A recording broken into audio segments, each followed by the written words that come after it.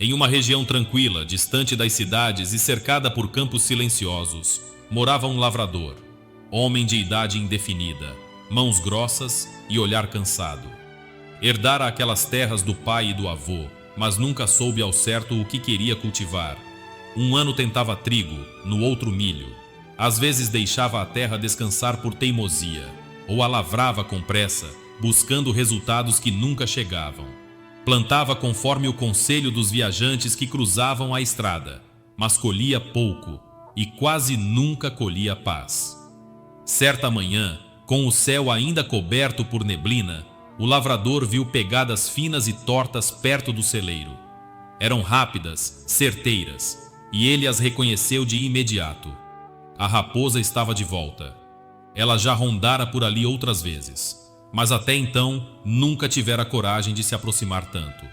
Agora, com galinhas sumindo e a segurança da propriedade comprometida, ele sentiu que precisava fazer alguma coisa.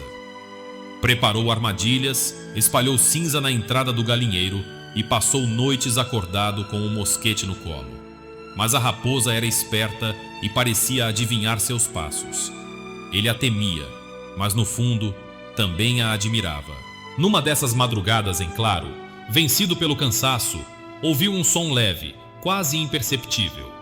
Quando virou o rosto, viu a silhueta da raposa sentada, calma, do outro lado da cerca.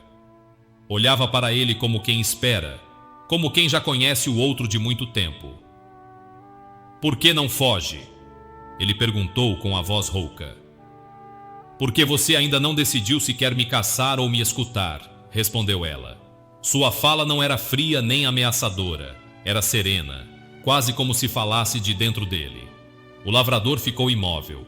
A raposa se levantou e começou a andar devagar até a horta. Ele a seguiu, como se algo o puxasse para aquele momento.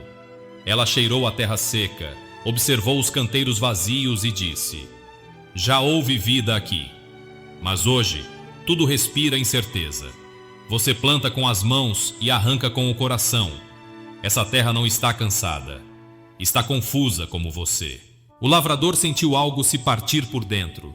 Não era raiva, era reconhecimento. Aquela terra, a mesma que um dia alimentara sua família, agora só refletia suas hesitações. A raposa olhou para ele novamente.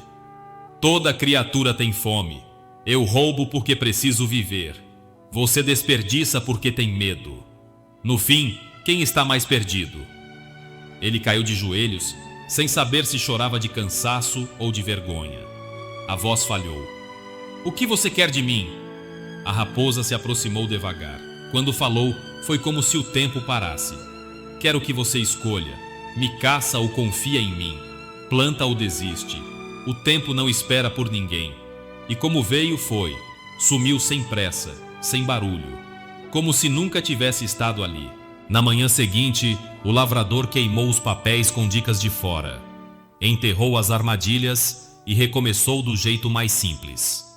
Arou a terra com calma, escolheu sementes que conhecia e pela primeira vez não teve pressa. Nunca mais viu a raposa, mas às vezes, ao entardecer, encontrava pegadas leves cruzando a plantação. E sorria. Um velho que costumava passar por aquelas bandas ouviu essa história na varanda de uma venda e disse: "O homem de fé duvidosa é inconstante em todos os seus caminhos." Tiago 1:8. E completou, com os olhos fixos na estrada: "A dúvida silenciosa é o maior ladrão de todos. Quem não escolhe o próprio rumo acaba seguindo o caminho dos outros e quase nunca volta." Desde então, diziam que aquela terra florescia com mais força do que nunca. Mas não era só por causa do solo. Era porque, enfim, alguém havia escolhido ficar, confiar e enfrentar os desafios. Você não pode mais adiar aquilo que sabe que precisa fazer. Há momentos em que esperar é sabedoria, mas há outros em que continuar esperando é só medo disfarçado. E o medo, quando vira rotina, se torna uma prisão confortável, daquelas que têm janelas mas não têm saída. Não dá para continuar alimentando a esperança de que um dia, por acaso, Tudo vai se resolver sozinho. Não vai. A vida exige coragem. E coragem não é ausência de medo. É a decisão de agir mesmo tremendo por dentro. Você pode não saber o que vem depois, mas já sabe o que acontece quando não faz nada. Tudo continua igual, ou piora. Enquanto você hesita, o tempo passa. As oportunidades passam. As pessoas também. Você se engana achando que pode deixar tudo para depois, como se o mundo fosse esperar sua coragem acordar. Mas o mundo segue, e a dúvida vai te consumir aos poucos, até que o brilho dos seus sonhos desapareça. Não porque eram impossíveis, mas porque você nunca os tratou com seriedade. Quem vive na dúvida não planta, não colhe, não constrói. Fica sempre no quase. Quase começou, quase acreditou, quase foi feliz. Mas o quase não tem memória. O que conta, o que transforma, é aquilo que você realmente faz. Ainda que comece pequeno, ainda que tropece no caminho. A fé também é uma escolha. Escolher confiar, mesmo sem ver. Escolher caminhar, mesmo sem saber o fim da estrada. Como diz a Escritura, o homem de fé duvidosa é inconstante em todos os seus caminhos. Tiago 1:8. E a instabilidade que esse versículo fala não é barulho, é silêncio. É aquela inquietação que ninguém vê, mas que te paralisa por dentro. Você merece viver algo firme, algo inteiro, mas isso só nasce quando você para de fugir da decisão. Porque tudo muda quando você escolhe, quando você para de negociar com o medo, quando você encara de frente aquilo que precisa ser feito.